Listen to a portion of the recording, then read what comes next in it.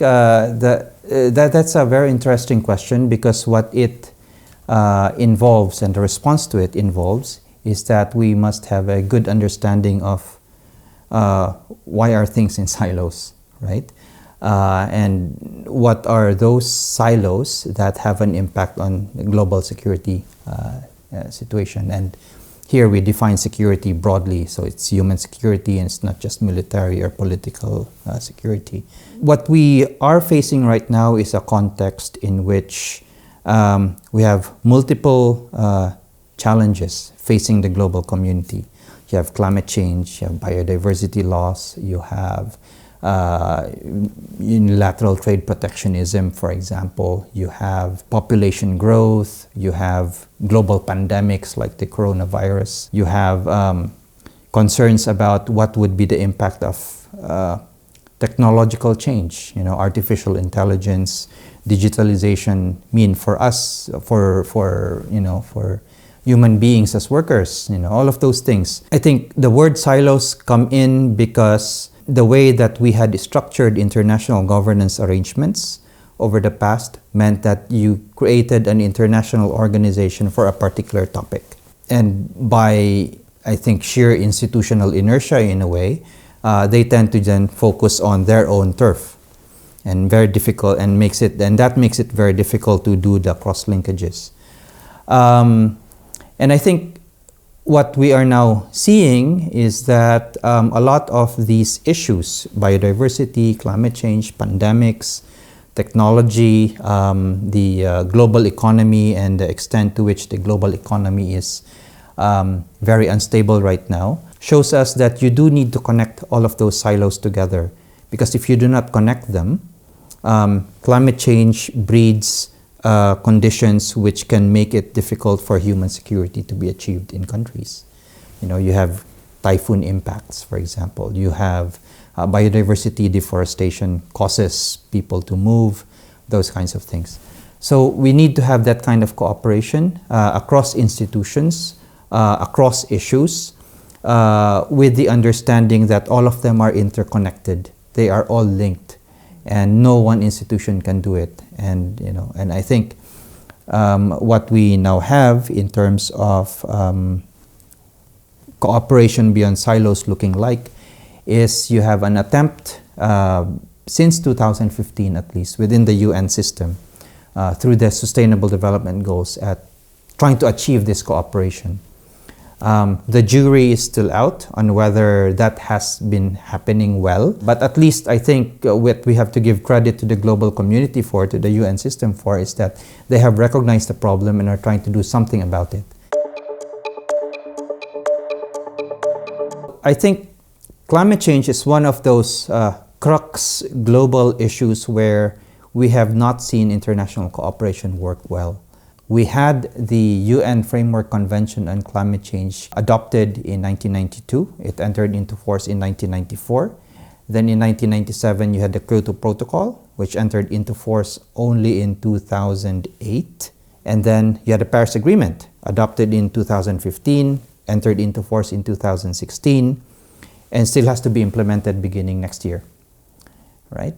So what has happened? What has happened is that under the UN Framework Convention on Climate Change, developed countries were supposed to have reduced their emissions back to 1990 levels by the year 2000. Under the Kyoto Protocol, developed countries were essentially supposed to have reduced their emissions to somewhere around 5% below 1990 levels by the year 2012. Under the Paris Agreement, we still have to see what that will mean. But also under the Kyoto Protocol, some developed countries were supposed to then also further reduce their emissions to somewhere like 18% below 1990 levels by the year 2020, this year. From 1994 to now, developed countries on average have reduced emissions to somewhere around 1% below 1990 levels, which means that that has not, the extent to which we had hoped that problem could be addressed was not met. Another big, I think, failure in a way, or implementation gap in a way, is this idea that under the Climate Convention and under the Kyoto Protocol and even under the Paris Agreement now, you had this idea of international cooperation where developed countries were supposed to help developing countries do more and do better in reducing their own emissions and in adapting to the impacts of climate change. And so the idea back from the mid-1990s up to now is that you would have funding and technology transfer being moved to developing countries, so that developing countries, instead of following the heavily emitting pathway of developed countries in the past, we don't do that anymore, right? We shift things, and that's our contribution towards addressing this problem. If you read reports coming out from the UN system about how much money has gone in, it's fairly depressing because there has not been much money going in. Technology transfer has not happened as well because there are barriers. One, you have to buy technology, and if you don't have money, you cannot buy the technology. Second, you also have technology policy barriers in the form of, for example, intellectual property rights, meaning that you cannot reverse engineer the technology that you buy from the West, right? Because if you do that, if you reverse engineer that, you might get hit with a dispute case before the WTO because you violated the intellectual property rights agreement. So all of these things, so it's a question of, I think you have failures in international cooperation in the climate change area, largely because there was not much political will among governments to do things, but also because you have systemic design flaws in a way, where it's the international system is not necessarily coherent with itself when it comes to shaping the international regimes. So you have a climate change treaty that says you all have to work together, but then you have a trade treaty that says actually you can't or you should not, but instead you don't do technology transfer, but instead you buy it from us. And if you want to copy it, you cannot, because that violates my corporation's rights. So things like this have to be looked at in a systemic way, and so far we haven't been very good at doing that. What has worked well, an example of international cooperation is the ozone layer. Remember back in the 80s and in the 90s, it's a big thing, right? Big hole in the ozone layer, so if you're Australian, you were advised to sleep, slap, slop, right? Slip on long sleeve shirts, slap on hat, and slop on the sun cream, slip, slap, slop. You had the, I think it was the 1987 Vienna Convention on the ozone layer, and now the ozone layer is closing. And I think that's a prime example of international cooperation. How did that work? You had governments looking at the science, understanding what the problem was, what was causing it. You had economic instruments that were in place. You had a technical assistance fund that was actually being funded, which then allowed the developing countries to shift away from using equipment that were emitting these ozone depleting substances, at the same time as developed countries were shifting away from the use of these ozone depleting substances as well. So I think there are lessons that could be learned from that kind of international cooperation.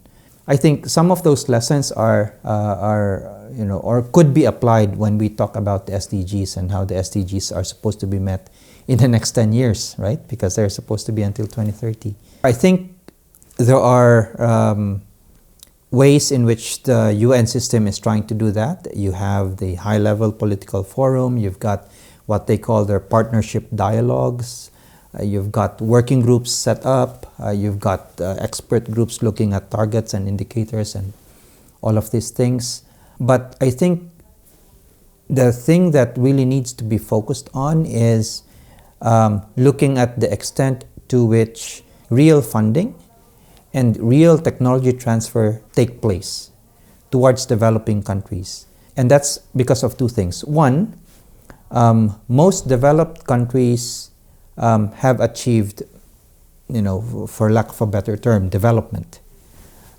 Which means that the challenge for most developed countries is not to expand their economies, but to reallocate more equitably the resources that are within that economy, which poses a different set of challenges compared to developing countries, where the challenge for most developing countries is that you have a growing population, which means that you have to have an economy that is growing, because you need to make sure that that economy provides jobs for the young people who are entering that labor force. Because if you don't provide jobs for the young people that are entering that labor force, you will have a lot of unemployed young males and unemployed young females out there on the streets, which breeds a lot of political insecurity and economic insecurity, which then translates into a difficult situation for those countries. So the challenges are different for different types of countries, and I think that's why I think having some kind of one-size perspective about international cooperation, how you do it, would not make sense. And I think that's where the UN is looking at when it comes to the implementation of the SDGs. So the crucial thing there, and the second point is the crucial thing there really is this flow of resources to developing countries, particularly as these challenges mount, because more and more these challenges will come, and if developing countries are not supported and assisted in dealing with these challenges at the national level, those challenges could actually become exacerbated and amplify the impacts of these global challenges also on developed countries. So international cooperation has to be the key. If you don't do that, then it will be each country for itself, and then the concept of international security goes away, because you will not have security, you'll have insecurity in the end.